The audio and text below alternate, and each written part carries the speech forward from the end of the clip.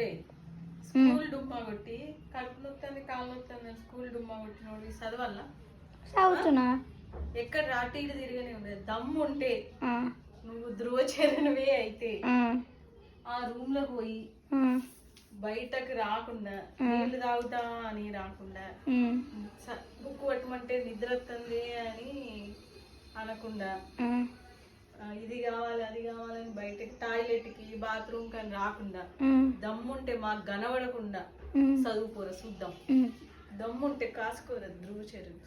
సరే ఇట్లా చేస్తే కోచింగ్ పోతా. మళ్ళీ కోచింగ్ ఎందుకు నువ్వు కాళ్ళు వస్తున్నాయనే కదా కోచింగ్ పోను స్కూల్ పోను అని ఉన్నది. చదువుకుంటున్నా కదా చదువుకుంటున్నా కదా మళ్ళీ చదువుకుంటే కాళ్ళు చదువుకొని చూపిస్తాను. దమ్ము ఉంటే కాసుకోరా షిక్ అవుతుంది చదువుకోపరా. కోచింగ్ కూడా పోతా. ఫస్ట్ చదువుకో కోచింగ్ టైం వరకు చూద్దాం ఇటీ.